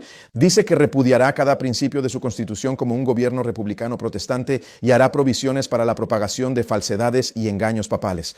Por lo tanto, podemos discernir que ha llegado el momento de las extraordinarias obras de Satanás y que el final está próximo. Ahora recuerden, el profeta menciona que no podemos conocer el día exacto ni la hora precisa. Gran controversia 378, pero debemos saber cuándo está cerca. Entonces, ¿cuándo está cerca? Dice que por el decreto de la ley dominical, podemos saber que el fin está cerca. Así que deberíamos entender la generación que no pasará. Y esa última generación es la generación que ve el paso de una ley dominical nacional que se menciona en Ezequiel 8 y 9. Y tenemos pistas de cuándo es esa generación, porque podemos conocer esa generación. Muchas pistas para que podamos ser precisos. Y estamos mirando una de esas líneas ahora mismo. En el siguiente párrafo, el profeta nos da una pista que es clave. Volumen 5, página 208. Mire lo que dice en la página 208. Habla de los amorreos. El Señor dijo casi como si cambiara de tema, pero no lo hizo. Trata con límites. Habla sobre los amorreos.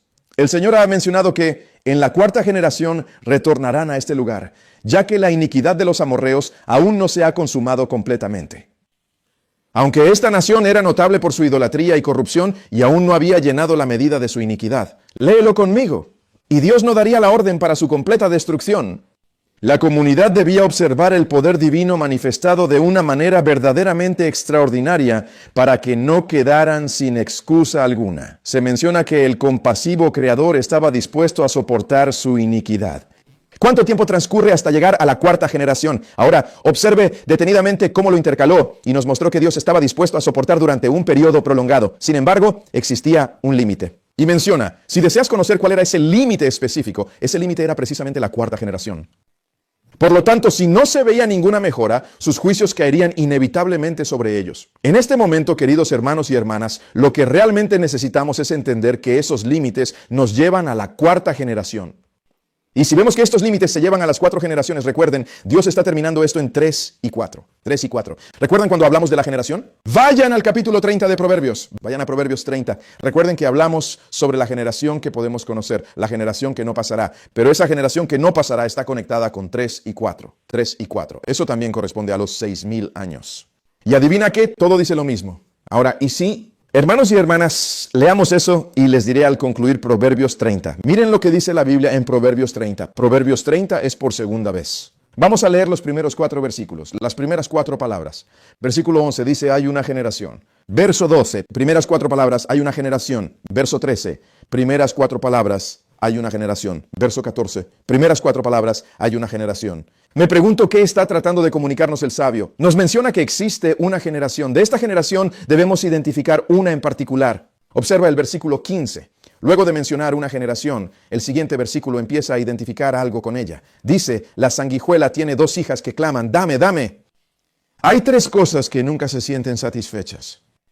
Sí, 4 cosas afirman que no es suficiente. Observa que la cuarta representa el superlativo. Ese es el límite máximo.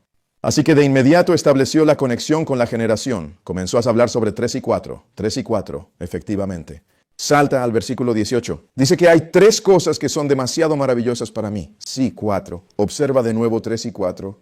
Pero 4 es el límite. Es el superlativo. Salta al versículo 24. Dice que hay 4 cosas pequeñas en la tierra, pero son muy sabias. Ese es el superlativo. Ese es el límite. Salta al versículo siguiente, el versículo. Ahora salta al versículo 29. El versículo 29 dice que hay 3 cosas que van bien. Sí, 4 son hermosas salir. Observa 4 superlativos. Sin embargo, ahora preste atención. Omití deliberadamente el versículo 21. Observe lo que menciona. Por 3 cosas, la tierra está tratando de manera directa con el mundo. Por 3 cosas, la tierra se encuentra inquieta, está perturbada. Sin embargo, hay 4 cosas que no puede soportar. La tierra puede soportar 3 cosas. Pero dice que hay 4 que la tierra no puede soportar. En otras palabras, entonces alcanza su límite. Ahora, hermanos y hermanas, 3, 4, ¿a qué estaba conectado con las generaciones? Si estudian esto con atención, verán que en la 4ª generación hay una que la tierra no puede soportar. Pero tenemos que entender cuándo comenzar a contar estas generaciones. Y si lees esta declaración sobre las 4 generaciones del volumen 5, mira lo que dice. Dice que Jesús está a punto de dejar el asiento de misericordia del santuario celestial. Luego dice que hay límites. Y luego dice 4 generaciones. Entonces, ¿cuándo debería comenzar a contar estas generaciones? Ahora recuerde, si Él se está preparando para dejar el asiento de la misericordia, entonces no comenzaría a contar hasta que realmente entre. Antes de ese asiento de la misericordia, me gustaría formularte una pregunta. ¿Cuándo fue que Jesús ingresó en el lugar más santísimo del santuario celestial en el asiento de la misericordia? Entró el día 22 de octubre. ¿Cuándo? 1844. Usted sabe que en octubre de este mes, el mes pasado que acaba de pasar, Jesús ha estado en el santuario por ahora más de 160 años, pero ahora son 161 años. Eso significa algo, y vamos a ver esto ahora. ¿No resultaría verdaderamente fascinante? Presten atención con mucho cuidado. ¿No sería sumamente intrigante si estas 4 generaciones concluyeran justamente en el punto exacto donde las generaciones seculares alcanzan el 4º límite? O más bien, al 4º giro o al límite final. En otras palabras, los sabios dicen que el 4º giro nos lleva a un límite en 2025, más o menos. ¿No sería interesante si los escritos de los profetas, cuando miramos las generaciones bíblicas, nos muestran que corresponden al mismo marco temporal exacto? Ahora, si lo llevan a cabo, ¿qué nos indica eso? Que es el momento preciso de su cumplimiento. Ahora, mis queridos hermanos y hermanas, ¿están preparados para observar esto? Ahora ya sabes, deseo mostrártelo en este preciso momento, pero lamentablemente se nos ha agotado el tiempo. Debo verdaderamente concluirlo. Creo que ahora entendemos mejor esto al unirlo, así que la próxima vez que volvamos, si Dios quiere, en diciembre, podremos verlo claro y haremos los cálculos. Vamos a ver realmente que no es accidental por qué en 2024 Dios permitió que el señor Trump se convirtiera en presidente. Esa fue una pieza del rompecabezas que vamos a mostrar como indicación de que el tiempo de espera ha terminado. Mostraremos que el año 2024 es el momento en que Dios decide que los jueces comiencen a actuar, porque después de la 4ª generación, Dios debe permitir que los juicios finalmente comiencen. Vamos a observar que a partir del año 2024, a partir de ese año, vamos a ver que se inició la secuencia que nos conduciría hacia la implementación de la ley dominical y los juicios. Ahora, lo que ha pasado, al concluir lo ocurrido en esta generación actual, volveremos a este punto la próxima vez en nuestro estudio y veremos que el límite está casi alcanzado. Ahora, miren esto ahora mismo. Estoy transmitiendo esto a generaciones. Volveremos y veremos todas las generaciones y veremos cómo nos lleva directamente a 2024 y 2025. Y vamos a ver, no es accidental que incluso la sesión de la Conferencia General de 2020, vamos a ver que se detuvo en 2020. ¿Recuerdan? Se esperaba una sesión de la Conferencia General, pero en 2020 llegó la pandemia. Veremos, hermanos, en nuestro próximo estudio cómo eso encaja. Observaremos que jamás en la historia se había detenido tanto tiempo la sesión de la Conferencia General como en el año 2020. Presten atención al hecho de que durante la Primera Guerra Mundial, la Conferencia General se pospuso por un año. Durante la Segunda Guerra Mundial, la Conferencia General se aplazó por un año completo. Sin embargo, jamás se había aplazado por más de un año, salvo en el año 2020. Esto debería habernos revelado qué está ocurriendo realmente, lo que significaba que aquellos que están separando estos eventos, y vamos a ver, hermanos y hermanas, que en 2025 esto significa algo. Pero ahora noten lo que sucedió. Mira esto, observa la pantalla. Esta ley dominical, cuando se apruebe, será tarde para que los adventistas se preparen. Por eso Dios no puede esperar a que se apruebe para avisarnos. Él nos informa lo que ocurrirá antes de la ley dominical. Justo antes de esta ley, hubo una guerra civil. Recuerden las piezas del rompecabezas. Ley dominical y luego guerra civil. Recuerden, Jesús nos dijo que esto ocurriría. Uno de los eventos finales antes de la ley dominical es la guerra civil política. Es uno de los últimos eventos políticos que veremos. Entonces, deberíamos estar observando ahora para ver si lo vemos suceder. Y saben que este cierre del gobierno, saben que si la mano de misericordia de Dios no hubiera tocado el cierre del gobierno, habría abierto las puertas que paso a paso se habrían convertido rápidamente en una guerra civil. Mira lo que dice en la pantalla. Dice, el presidente de EEUU, Donald Trump, firma un proyecto de ley de financiación para terminar el peor cierre del gobierno en la historia de EEUU. Hemos tenido otros cierres antes, como mencioné el mes pasado, pero ninguno tan malo como este. Y ahora el evento actual nos está diciendo finalmente que es el peor, y tienes que esforzarte mucho para encontrar un artículo que diga que es el peor. Encontré uno. Pronto verás que empiezan a cambiar estos artículos porque no quieren que veas lo mal que está. Empiezan a decir el cierre de gobierno más largo. Pero eso no es lo que lo hace el peor. Ahora, hermanos, sigan. El presidente de los Estados Unidos, Donald Trump, firmó una legislación para poner fin al cierre gubernamental más largo en la historia de los Estados Unidos el miércoles por la noche, marcando la conclusión oficial de un impasse de 43 días que detuvo la ayuda alimentaria. Recuerden, hambre para las personas pobres, clases para millones de hogares, cancelación de miles de vuelos y trabajadores federales sin recibir pago durante más de un mes. Ahora, hermanos y hermanas, esto se fomentaba y estaba por empeorar, pero la mano de Dios intervino, sosteniendo los 4 vientos de contienda. Porque no estamos listos para el sello. Les digo, lean ese capítulo sobre el sello de Dios. Vean lo que dice. Volt prometió. ¿Recuerdas que hablamos de Russell Volt la última vez? Dijo que prometió usar el cierre ahora para cerrar la burocracia. Pero no salió como estaba planeado. Ahora su plan era usar el cierre para comenzar a eliminar algunas de estas llamadas organizaciones liberales y al cerrarlas, obtener más dinero, lo que habría comenzado a estallar y enfurecer a la multitud de las masas y comenzaría a hervir una guerra de clases que se estaba desarrollando y que el profeta nos dijo que esto significaría el hambre para las clases pobres. Y esta guerra de clases se va a desarrollar en una guerra civil. Pero ahora, mis hermanos y hermanas, no salió como lo planearon. Y la única razón es por la misericordia de Dios. Pero hermanos y hermanas, aún no ha terminado. Ahora miren su pantalla. Dice que Trump reconoció esto. Miren lo que dice. Trump elimina aranceles, pero no en todo. Ahora recuerdas que en noviembre hubo elecciones de mitad de periodo en noviembre de este mes. En estas elecciones de mitad de periodo, sabes que esperaban que el Partido Republicano arrasara con los demócratas y avanzaran con sus políticas, pero sabes que casi fue revertido. Hubo un tsunami demócrata que arrasó con casi todos los republicanos del Partido Republicano que se presentaban a las elecciones, incluso aquellos que fueron respaldados por el señor Trump. Ahora, hermanos y hermanas, envió un mensaje claro de que las masas no estaban contentas con lo que pasaba, en gran parte por la economía y los precios de los alimentos. Entonces, el señor Trump no retrocedía en los aranceles. Ahora dice que Trump quita aranceles, no en todo, pero mire la carne de res, el café, las frutas tropicales y un intento por bajar precios en las tiendas de comestibles. En otras palabras, él está viendo la necesidad de detener el problema con la comida. Y lo ve sabiamente porque, mis hermanos y hermanas, el profeta nos dijo que cuando la economía se pone tan mal que comienza a producir hambre, una crisis alimentaria, entonces sabemos que se está preparando para convertirse en esa guerra civil. Y eso estaba a punto de suceder ahora mismo, millones.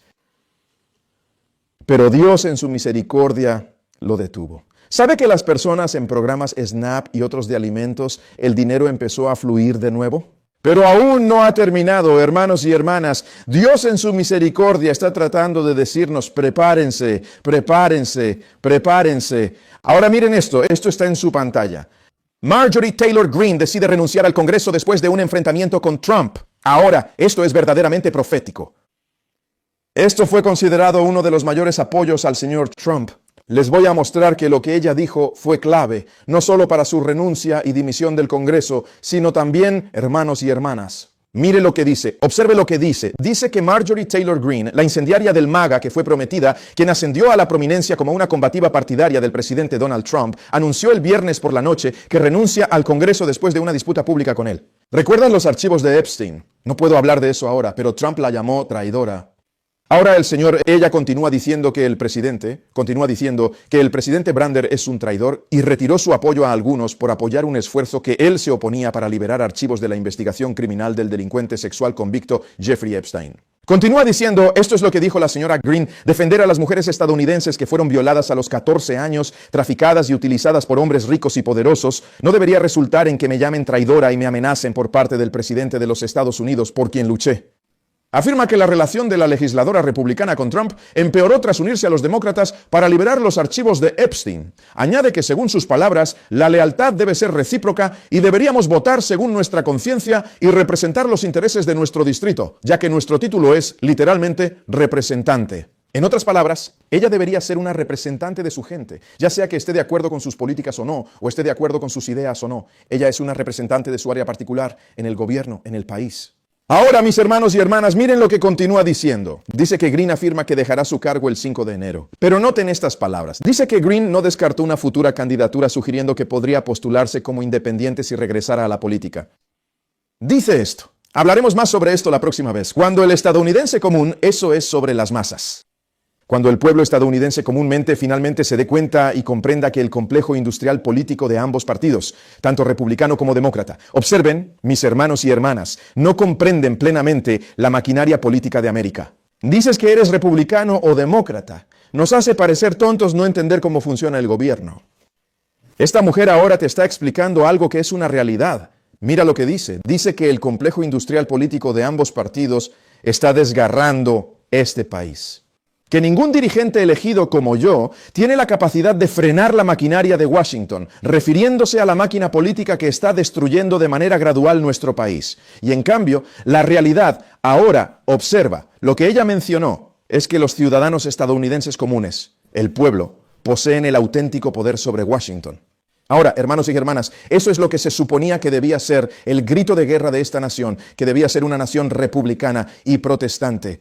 Y la república habla de un pueblo, un gobierno del pueblo, para el pueblo y por el pueblo. Ahora, mis hermanos y hermanas, ¿saben que el profeta nos dijo en el Gran Conflicto, página 592, que esta es la manera en que se aprobará la ley dominical, que la gente en gran medida demandará la aprobación de la ley dominical nacional? Las personas están casi en este lugar, hermanos y hermanas. Aún no, pero casi. Y antes de eso veremos una guerra civil donde las masas reconocerán que el gobierno no está yendo en la dirección que piensan. Dicen que hay que derrocar al gobierno. Debe haber una lucha política desde dentro, una guerra civil y una revolución para derrocar este sistema. Y les digo algo, en 2025 casi estalló. De hecho, mira esto, mira este artículo mientras concluimos. Mira este artículo, mira lo que dice en este artículo. Dice, ¿estamos al comienzo de la próxima guerra civil? Próxima vez lo leeremos a fondo. Solo quiero que leas lo que dice. Dice, me equivoqué. Durante años, a pesar de todas las luchas partidistas, he desestimado la idea de que nuestro país se vería envuelto en otra guerra civil. Esto es el 8 de octubre de 2025. Pero desafortunadamente podríamos estar en las primeras etapas de una guerra. Mira la porquería del gobierno. Ahora, observa los eventos, mira a las masas y reconoció, estamos casi aquí. Está mirando a la Guardia Nacional que está siendo trasladada de estado en estado, donde un ciudadano es obligado a luchar contra otro ciudadano. Y él está mirando, un momento, esta es una guerra civil a punto de ocurrir. Mira lo que dice. Dice que desafortunadamente podríamos estar en las primeras etapas de uno. Una de las principales razones por las que no podía imaginar conflictos internos es porque los estados son más políticamente diversos que simplemente una colección de rojo sólido y azul sólido en un mapa del colegio electoral. En resumen, lo que dice es que no veía una guerra civil porque no era como en 1860. Mencionó que antes había confederados en el sur, en ciertos estados, y luego en el norte, pero él decía, ahora tienes demócratas, republicanos y diversas persuasiones políticas, todas en cada estado. California se ve como un estado demócrata por su gobernador, pero aún así millones votaron por Trump. Entonces, él pregunta, ¿cómo podríamos tener una guerra civil con tal división? Mira lo que dice, mira lo que dice. Por ejemplo, aunque a los republicanos les encanta criticar a California como un infierno demócrata, más personas votaron por Donald Trump en el estado dorado, más de 6 millones, que en docenas de estados más pequeños, donde el presidente terminó por delante de Kamala Harris combinados. En resumen, más personas votaron en California por Trump que en muchos de esos otros estados que supuestamente estaban a favor en la otra dirección. Así que no es como pensaríamos. ¿A dónde irían los votantes de Trump en California para pelear en una guerra civil? ¿Irían a Los Ángeles o a Oregón? Dice que no tenía sentido para él. Pero luego descubrió que si miras las nuevas encuestas, la mayoría reconoce que la guerra civil se acerca. Pero mira lo que dice. Pero la diversidad y los matices son razones por las que debería ser más abierto de mente sobre una guerra civil moderna y nueva. Guerra civil moderna. Aparentemente necesitaba que me lo recordaran. Y ahora mira lo que dijo. Dijo que lo que corrigió su comprensión no fueron las palabras necias de un político que no sabía de lo que estaba hablando. No todos los políticos son ignorantes o insensatos, pero el que no sabe dijo que eso no fue lo que lo persuadió. Pero él está diciendo que necesitaba entender la historia. Dijo que necesitaba que le recordaran que los estadounidenses del norte y del sur no eran uniformes en sus opiniones durante la década de 1860. En resumen, no había ningún estado, ni siquiera en la década de 1860, donde todos fueran confederados. Existían individuos que apoyaban a la Unión incluso en regiones como Virginia o incluso en Alabama o en muchos de los estados del sur. Y en el norte, no todos estaban totalmente a favor de la Unión. Había otros que estaban a favor de la Confederación, incluso en el norte. Nunca fue así. Es solo nuestra mala interpretación de la historia. Pero como él menciona, por definición, una guerra civil es un conflicto entre ciudadanos del mismo país, no necesariamente entre ciudadanos homogéneos. En otras palabras, donde es solo un estado completo que nunca fue lo que fue la guerra civil. Ahora mire lo que dice, lo que nos lleva hoy a una orden judicial donde los tesanos están listos para enfrentarse a los oregoneses. La Guardia Nacional de Texas fue llevada a Illinois. Estos eran ciudadanos de América luchando o proponiéndose luchar contra otros ciudadanos. Ahora, hermanos y hermanas, quiero que reconozcan lo que él está diciendo. Mira lo que dice, el potencial de guerra no es un concepto descabellado impulsado por los críticos de Trump. El presidente adopta la terminología. Observa el siguiente párrafo. Por supuesto que un presidente despliegue a la Guardia Nacional no es algo novedoso. Es habitual al responder a un desastre, pero no de esta manera. Dice, ¿qué está ocurriendo en este momento? Esto no es algo habitual. Ahora observa lo que menciona. Dice que algunos republicanos también dirán que no es guerra porque no hay combates. Según él, es solo un intento de mantener la paz y proteger a los trabajadores e instalaciones federales. Solo di, mira, la Guardia Nacional no pelea. Es para mantener la paz. Pero observa lo que dice. Pero ya vimos a la Guardia Nacional patrullando en D.C., alejándose de edificios federales y unidades armadas para la batalla. Al declarar la guerra a las organizaciones terroristas domésticas, la Casa Blanca parece estar preparando el escenario para una misión más amplia para la Guardia Nacional. Y observe. Menciona que, en resumen, las piezas fundamentales. Hablar acerca del rompecabezas. Mencionó que las piezas fundamentales están colocadas para una guerra civil, incluso si no cumple con una definición estrictamente rigurosa.